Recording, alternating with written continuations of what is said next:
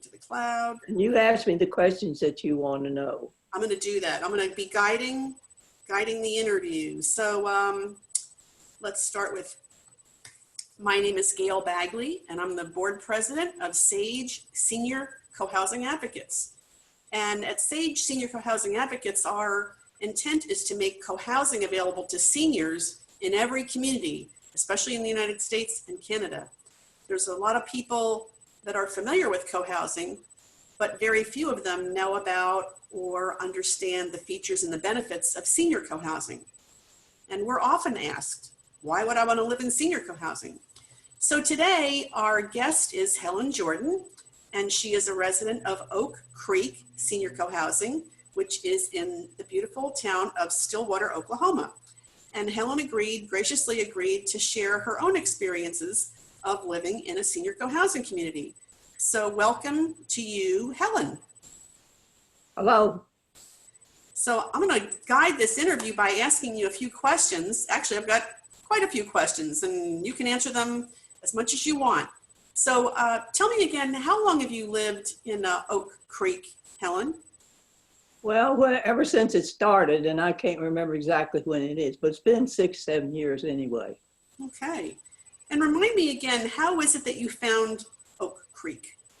Well, Chuck, who was an organizer or the creator of the cohousing that he brought back from Europe, I think that's his name.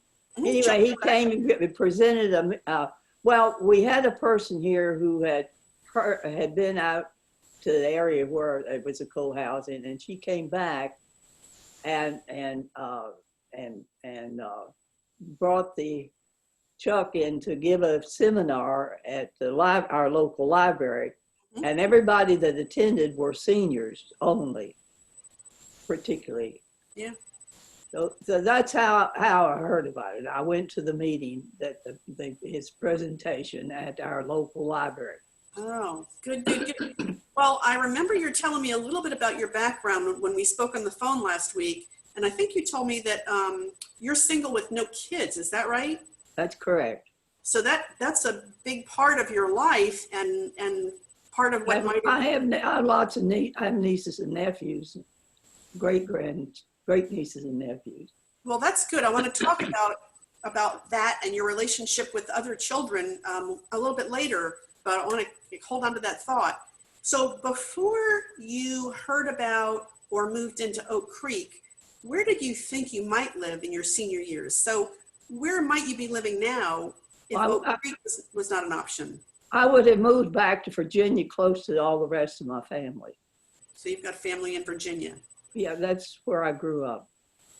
Well, that makes sense. So if it hadn't been for Oak Creek, you would be near family in Virginia? Near them, yes. Okay, so you had a pretty compelling reason to not do that, but live in Oak Creek instead. Yes, because I've been here since I guess I came in 69 or something like that. Maybe it's 89. Mm-hmm. And so I finished out my work years here in Stillwater. And when I was retiring, I was planning on moving back east. And then they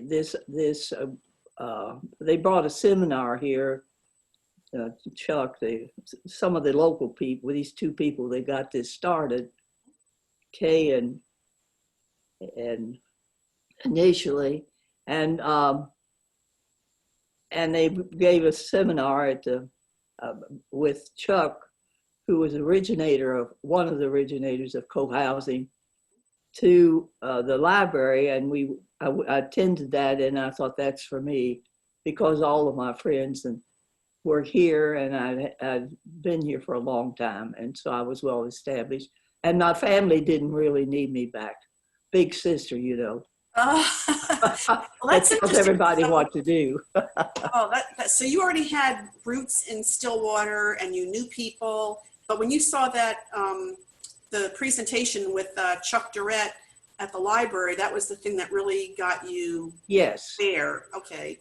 Yes. Well, once you saw that or participated in that library presentation, how did you envision that living in a senior co-housing community, in particular Oak Creek, would be? What were your expectations before you moved in?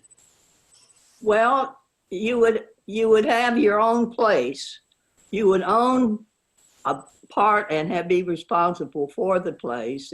It wasn't like moving in some retirement where everybody told you what to do. So you'd have a voice, and we would work in committees, but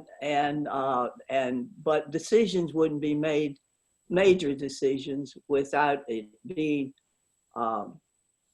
discussed and agreed upon. And the one thing that I particularly liked was that decisions were made by consensus rather than by the majority. And if you couldn't agree on it, then you worked that out.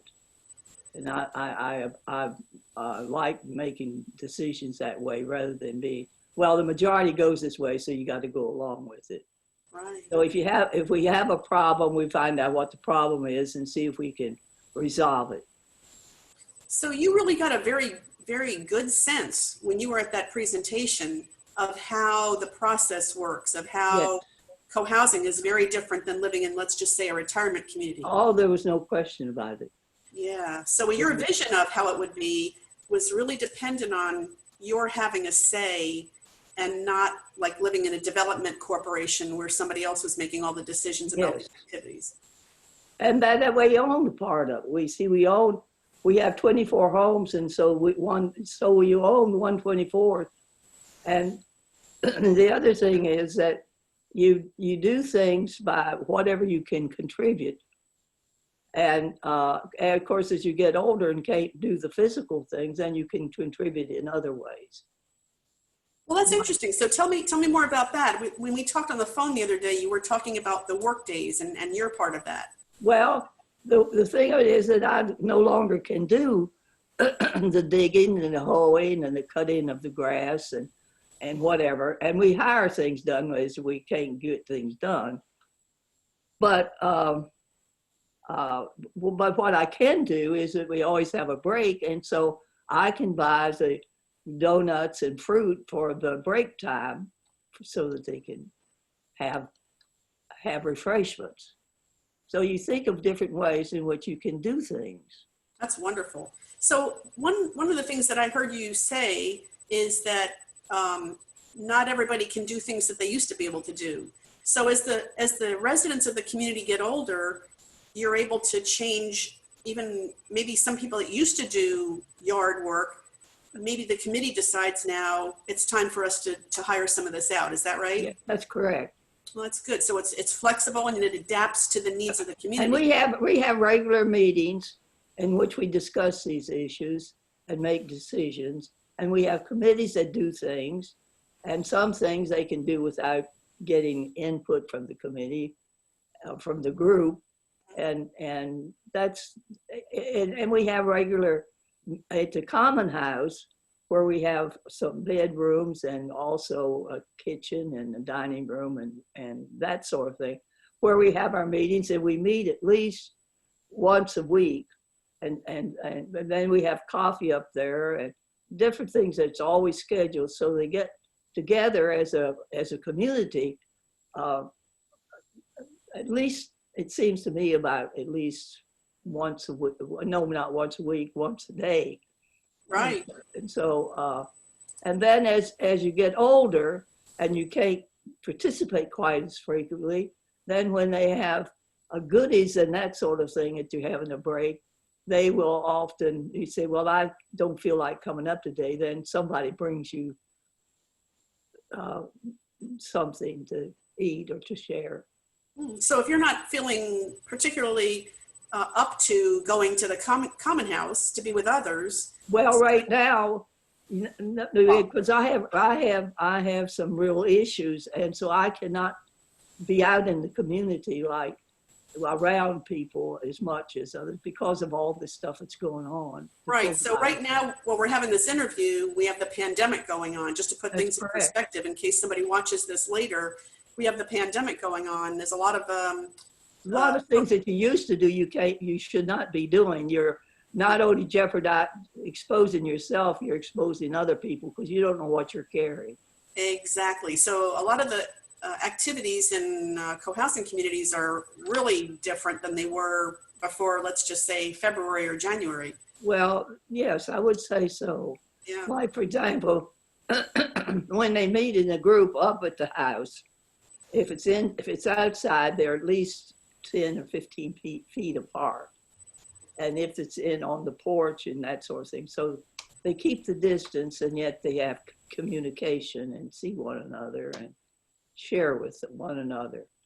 Let's just go back, like before the pandemic. What are some of the activities that you like to do in your community? Well, we have quite a variety of individuals here, and I enjoy just visiting with them. And then I enjoy, when I could, I enjoyed going out, and because I live at the lower level near a creek and a lot of trees, and so I like birding, and so we have tremendous numbers of and varieties of birds.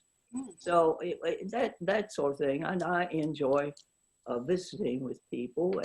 And the other thing, although we're senior co-housing, most of our residents have grandchildren that come and visit. So it isn't that we get isolated from what we get, and they sometimes comes and stay with their grandparents, and that's a plus.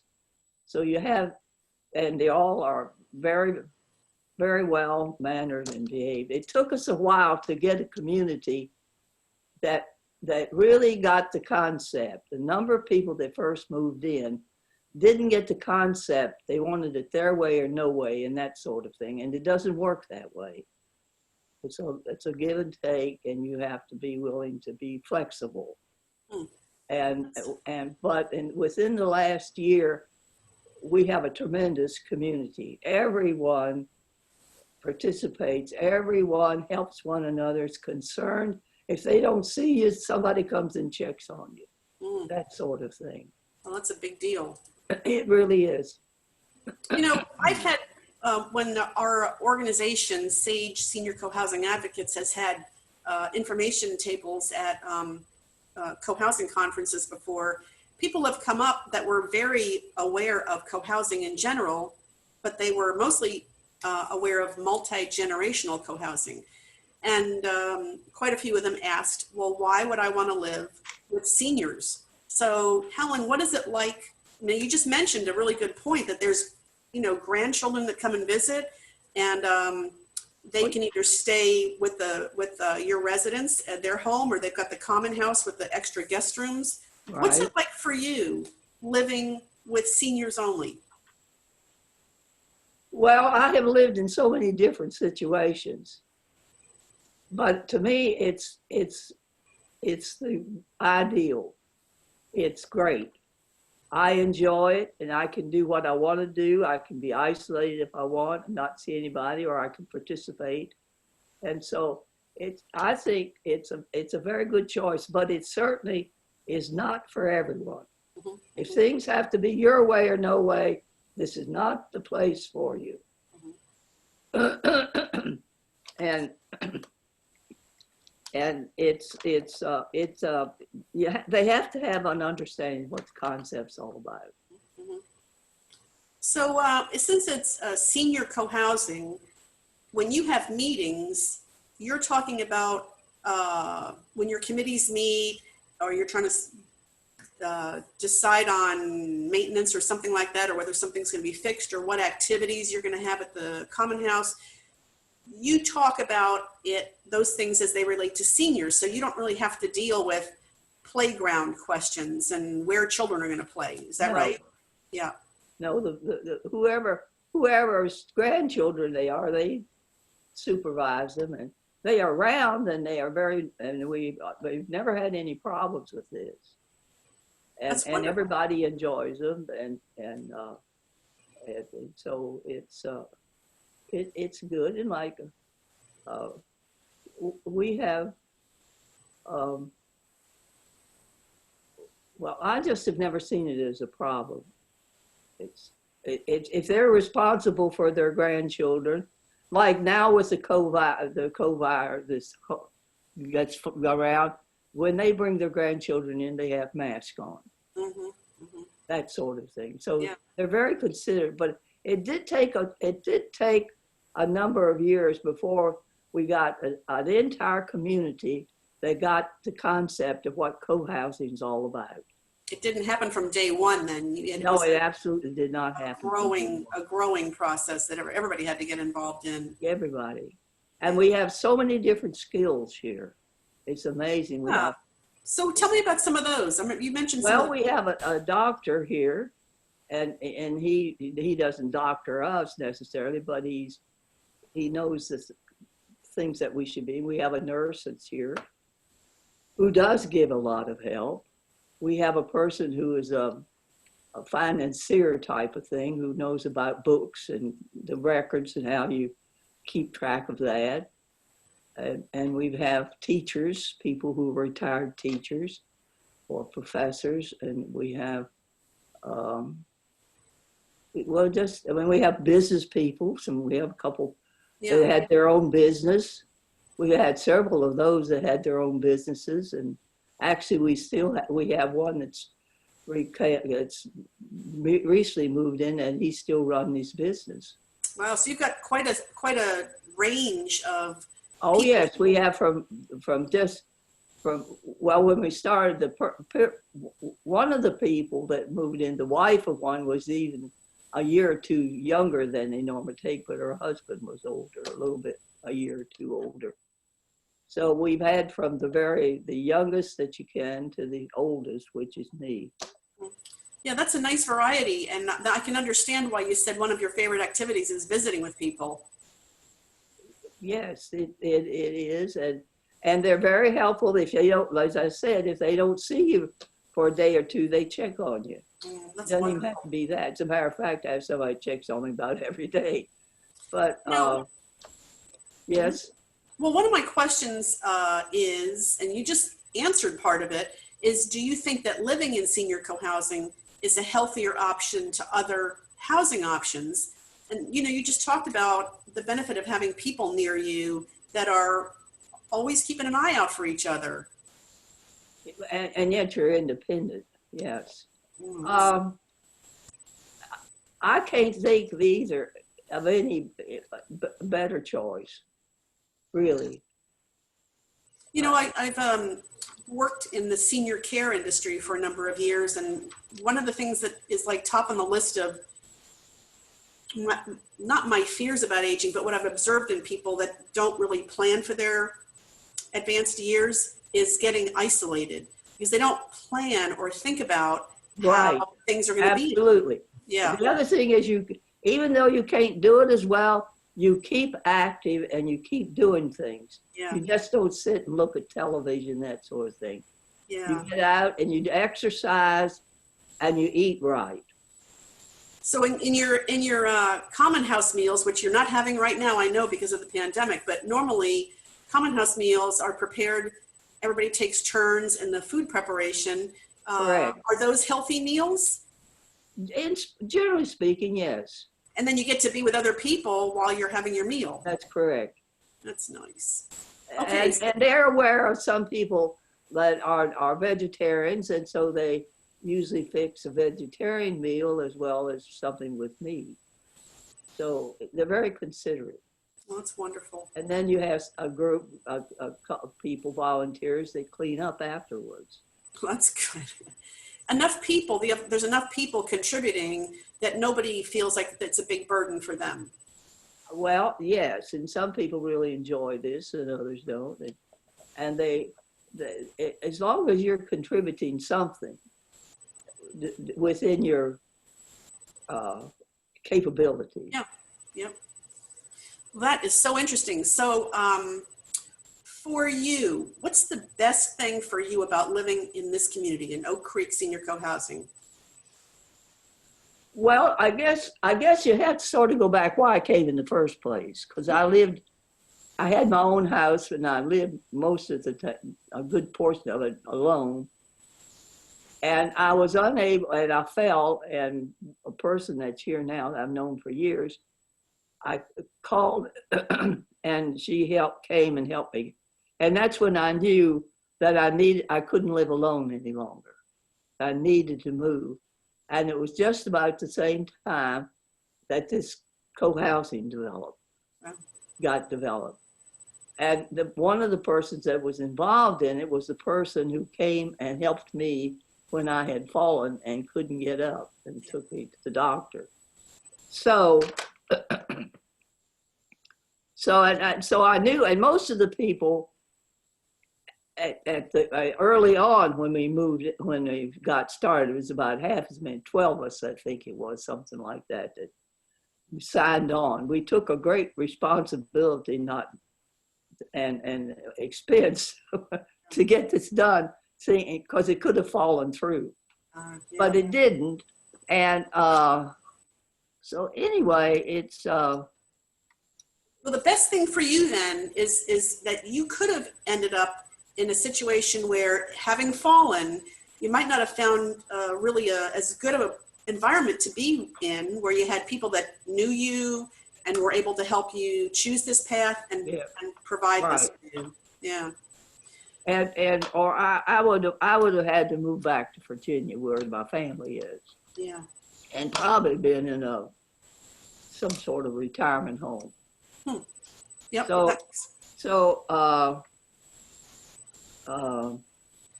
it just all clicked at the right time. Oh. And I haven't regretted it. I can keep up with my family. They've been out, a number of my siblings have been out to see me, and I on the phone or something, and they're in touch with me all the time. So I don't feel that I'm missing out that much. And with with the cell phone and the photo access, I can visit with the family and relatives and the YouTube and all of those things. Now you're a Zoom expert. Well, I don't know about that, but anyway. Pretty close. This is my last. Well, the other thing is that, you see, the reason I'm able at this age to still be active with the internet and the computer is that I got involved with computers when I was working, before they even had personalized computers at the university. I went someplace else and got training on using the computer. And I don't have a good memory, so I have to figure out how to do things. And the neat thing about computers is there's always more than one way to get to where you want to go. Isn't that true? Well, that was such a good decision early on for you, and how much it's paying off now. Well, I've always operated on decision making rather than memorization. And it's been a good thing for me now as I'm older, because I know so many people have older friends, well, if they're still around, that if they ever use a computer, they just know one way to do something. And when that doesn't work, they can't do it. Wow. And I don't know where it came from, but I have always known there's more than one way to get the job done. It might be a longer way. It might not be quite as efficient, but there's more than one way to do most everything, as you've just found when trying to get in here. So that's like your computer experience is one example of how life works, where you can find a number of ways. You're resourceful, and you're using that resourcefulness. Well, I was trained that way. I mean, my parents were that way. Yeah. So a lot of my attitudes have to do with the way I was raised, I guess. Oh. Well, here's my last question for you, because now that we've talked about, and now that you know that there's a lot of people out there that are asking about cohousing, but they don't really understand that senior cohousing is a available option, or what the benefits would be. So what advice would you give to adults that are curious about living in senior cohousing? Well, if they have the opportunity, they should visit a senior co-housing. They may want to check with Chuck, that was the one that brought it to the United States, and there's information on the internet now on senior co-housing, so you can check that out, and if they can possibly talk to somebody that lives in one. So I will provide, they can go to our website also to get more information about senior co-housing. But if you were to provide a word of wisdom from your own experience on what people that are curious about senior co-housing would be, because you said earlier, it's not for everybody. What might you have to be somewhat flexible. It's a give and take. And if things have to be your way or no way, or you're very definite about how things should be, it is not for you. That's all I can say. That is a very good piece of advice, Helen. Well, thank you. I'm going to say thank you. Before I stop the record and hang up, I would like to just say thank you to Helen Jordan, who lives at Oak Creek in Stillwater, Oklahoma, for providing her experience on why senior co-housing. So thank you, Helen. Hang on while I just stop the recording then. Okay. Goodbye. No, hold on. Yeah, okay, say Well, goodbye, but don't hang up.